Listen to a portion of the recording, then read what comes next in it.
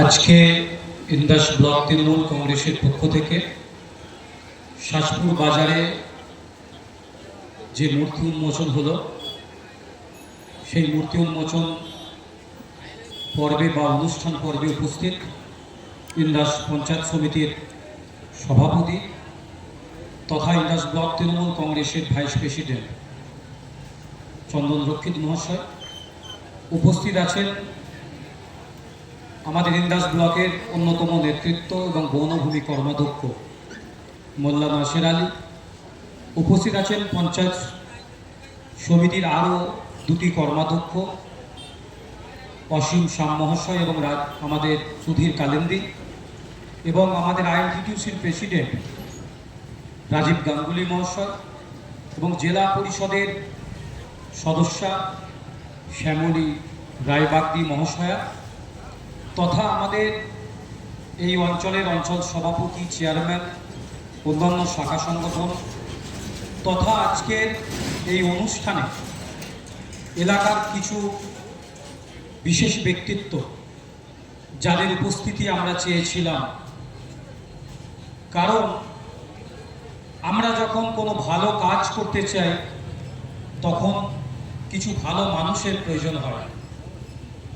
তাই আমাদের ভারতবর্ষের পথপ্রদর্শক, আধ্যাত্মিক চেতনার মহাপুরুষ বীর সন্ন্যাসী স্বামী বিবেকানন্দের মূর্তি উন্মোচন প্রাককালে আমরা এলাকার কিছু বিশিষ্ট ব্যক্তিত্ববর্গকে উপস্থিত থেকে এই ভালো দিনটার আমরা উদযাপন করতে চেয়েছিলাম।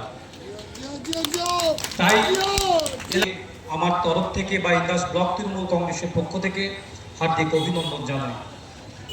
কারণ অনেক শুভবুদ্ধি সম্পন্ন মানুষ তথা এই বাজার কমিটি সেক্রেটারি থেকে শুরু করে সকল বাজার কমিটির সকল সদস্য, সকল ব্যবসাদার, তাদের যেভাবে সহযোগিতা আমরা পেয়েছি তাদেরকেও আমার তরফ থেকে অভিনন্দন, শুভেচ্ছা এবং ভালোবাসা জানাই।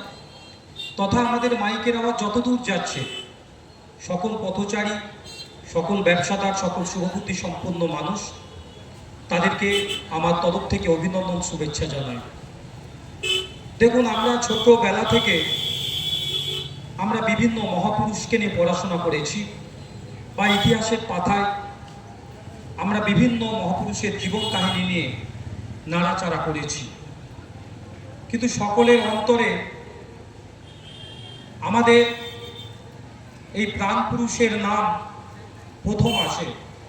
কারণ আপনারা যদি 200 বছরের ইতিহাস দেখেন, সেই 1757 সালের পলাশীর প্রান্তরে ভারতবর্ষের পরাধীনতা, সেই তারপরের যদি ভারতবর্ষের ইতিহাসে এই বাংলার চরিত্রকে জেগে ওঠা যদি দেখেন, আপনারা অবাক হবেন। কারণ বাংলার এই মানুষের চরিত্র খানিকটা শান্তিময়, খানিকটাই নিজের মতো নিজের বিষয়ে আত্মমগ্ন করে থাকবো, নিজের নিয়ে চিন্তা ভাবনায় মগ্ন থাকবো, প্রতিবাদ থেকে একটু পেছনে হাঁটবো, নিজের মতো করে নিজেদের পরিবার সমাজ নিয়ে থাকবো এবং যুদ্ধ, বিগ্রহ, অশান্তি এগুলো থেকে এড়িয়ে থাকবো। এটাই মূলত বাংলার চরিত্র। তা আমরা হঠাৎ করে দেখলাম অষ্টাদশ শতাব্দীর শেষ দিক থেকে আর নবম দশকে বাংলার চরিত্র হঠাৎ করে এক বিপ্লব ঘটল, এবং যে ব্রিটিশরা যারা উপলব্ধি করেছিল যে ভারতবর্ষের একমাত্র শান্তিপ্রিয় জায়গায় বাংলা, যেখানে নির্ধান্দায় বসে গোটা ভারতবর্ষকে পরাধীনতার যন্ত্রণায় বেঁধে রাখা যাবে, নিজেদেরকে সেফটি রাখা যাবে, সেই বাংলায় হঠাৎ করে বিপ্লব জন্মালো, বিপ্লবীময় হয়ে উঠল বাংলায়। কারণটা কি? প্রত্যেকটা মহাপুরুষের যখন আপনি জীবন কাহিনী নিয়ে পড়বেন, দেখবেন আমরা যারা মানুষ আছি, প্রত্যেকটা স্কুলের একটা হেডমাস্টার হোক বা মাস্টারমশাই হোক বা প্রাইমারি স্কুলের মাস্টারমশাই হোক বা অধ্যাপক হোক বা অধ্যাপিকা হোক, যার হোক প্রেমে পড়ি, যার হোক আদর্শকে পাথেয় করে নিজেদের জীবন গড়ি, নিজেদের জীবনকে মূল্যায়ন করি। ঠিক আপনি যদি এই অষ্টাদশ ঊনবিংশ শতাব্দীর যে কোনো মহাপুরুষ নিয়ে পড়াশোনা করেন, দেখতে পাবেন সেই তার আদর্শটা তার মাথার মধ্যে জেগে উঠেছে, সেটা হলো স্বামী বিবেকানন্দের আদর্শ। আপনি যদি নেতাজি সুভাষচন্দ্রকে নিয়ে পড়েন, দেখতে পাবেন ছাত্র জীবন থেকে হয়তো সামনাসামনি বিবেকানন্দের সাথে নেতাজি সুভাষচন্দ্রের দেখা হয়নি, সাক্ষাৎ হয়নি, কিন্তু তার আত্মজীবনী পড়ুন, তাকে নিয়ে একটু কালচার করুন, দেখতে পাবেন তার ভাবগুরু হচ্ছে স্বামী বিবেকানন্দ।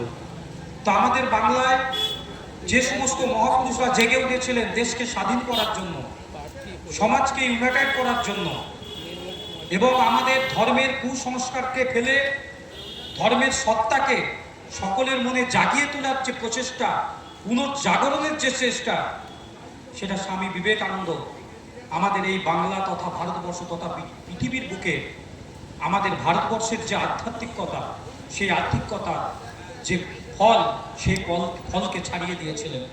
বিভিন্ন সময়ে তাকে আমরা দেখেছি। কিছু সময় মনে হয় তিনি নাস্তিকবাদ, কিছু সময় মনে হয় তিনি ধর্মকে সরিয়ে রেখে সমাজ জীবনে কাজে লাগার জন্য বারে বারে তিনি জয়গান গেয়েছেন।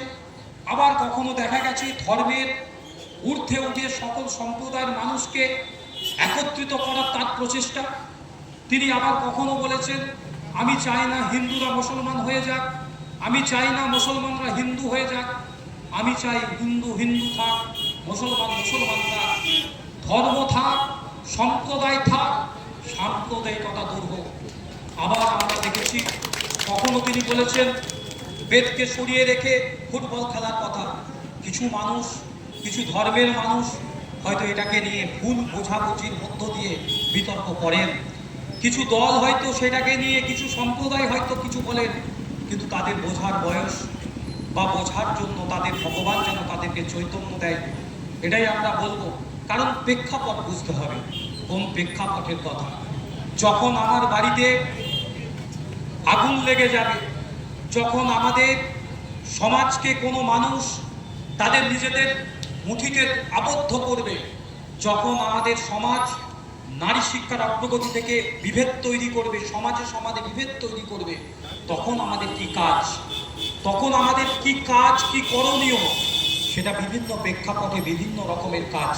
তাই উপলব্ধি করতে হবে। তার চেতনা আমাদের যুব সমাজ, আমাদের ছাত্র সমাজকে জাগ্রত করে। কারণ তিনি বলেছিলেন, আমি চাই সকল মানুষ ব্রাহ্মণ হয়ে উঠুক, আমি চাই সকল মানুষ শূদ্র হয়ে উঠুক। অর্থাৎ তিনি চেয়েছিলেন আমাদের মধ্যে মিলনস্থল, তিনি চেয়েছিলেন আমাদের জন্য চৈতন্য, তিনি চেয়েছিলেন আমাদের মধ্যে সম্প্রীতি। তাই আজকের এই 2026-এ দাঁড়িয়ে যখন নিউজ চ্যানেল, যখন সংবাদ মাধ্যম, যখন ফেসবুক, যখন ইউটিউব বিজ্ঞানের হাজার অগ্রগতির মধ্য দিয়ে যখন মানুষ চিন্তা করে মঙ্গল গ্রহে কিভাবে আমরা যাব, যখন আমরা ডিজিটাল ইন্ডিয়ায় মত্ত, যখন আমরা নিজেদেরকে ডিজিটাল ইন্ডিয়াতে আবদ্ধ করছি, তখন সেই ধর্মের হানাহারির মধ্যে আমরা কোনো পথ খুঁজে পাই না, আমরা কোনো ধর্ম খুঁজে পাই না। তখন মনে হয় এই ভারতবর্ষকে বাঁচানোর জন্য, এই বাংলাকে বাঁচানোর জন্য, সেই পুনরায় সেই সংস্কৃতিকে মেলবন্ধন করার জন্য, সেই সম্প্রীতির ডাকের জন্য আমরা এই মহাপুরুষকে আবার আবির্ভাব করি, আবার যেন তার চরণতলে বলি, হে মহাপুরুষ, তুমি আবার জন্মাও আমাদের ঘরে ঘরে, আবার এসো, আবার তৈরি করো নেতাজি সুভাষচন্দ্রের মতো মহাপুরুষ। তোমার আদর্শে যে সমস্ত মহাপুরুষ দেশে স্বাধীনতা এনে দিয়েছে, আমরা যেন আবার কোথাও ছিনিয়ে পড়ছি, ছিটকে পড়ছি, আবার যেন কোথাও বিভেদের মধ্যে পড়ছি। কারণ তার চেতনা আমাদের মধ্যে জাগ্রত হোক। তাই যতই আমাদের মধ্যে আঘাত আসুক, আমরা যতই পিছিয়ে পড়ি, আমাদের মধ্যে যতদিন নেতাজি সুভাষচন্দ্র থাকবে, যতদিন স্বামীজি থাকবে, আমরা পেছতে পারি না। কারণ তার জীবনী নিয়ে যখন আমরা পড়াশোনা করি, তখন দেখতে পাই একদা একটা বন্ধু তার বন্ধুর জন্য, বন্ধুত্বের জন্য কি কাজ, কি করণীয়, সেটা দেখার জন্য আমরা বিভিন্ন ছোট ছোট গল্প পাই। আমরা একটা বন্ধুকে দেখতে পাচ্ছি, সে বন্ধু তার ফিস দিতে পারেনি, তো অ্যানুয়াল পরীক্ষার আগে যদি ফিস দিতে না পারে, সে পরীক্ষা দিতে পারবে না। স্বামীজির সে খুব কাছের বন্ধু, তাদের ক্লাসে হঠাৎ করে দেখা গেল সে কান্নাকাটি করছে, তাদের বাড়ির লোক ফিস দিতে পারেনি। স্বামীজি প্রথম চেষ্টা করলেন নিজেদের মধ্যে চাঁদা তুলে যদি কিছু দেওয়া যায়, কিন্তু তখনকার অর্থনৈতিক পরিকাঠামো কি সেটা আমরা নিশ্চয়ই আজকে দাঁড়িয়ে উপলব্ধি করতে পারি। তো কোনো রকম কোনো অর্থ জোগাড় করতে পারল না। তারপরে স্বামীজি দু চারজনকে নিয়ে, যিনি কেরানি মশাই ছিলেন, তার কাছে গেলেন, বললেন এর ফিসটা জমা করে দিতে হবে, ফ্রি করে দিতে হবে। সেই কেরানি সাহেব আমাদের স্বামী বিবেকানন্দকে উগ্র ভাষায় চিৎকার করে বেরিয়ে যেতে বললেন অফিস থেকে। স্বামী বিবেকানন্দ চুপচাপ বেরিয়ে গেলেন। তার বন্ধুরা বুঝতে পারলেন না স্বামী বিবেকানন্দ এটা মেনে নিলেন কেন। স্বামী বিবেকানন্দ খোঁজ খবর নিতেন যে সেই কেরানি মহাশয়ের কিছু খারাপ গুণ ছিলেন।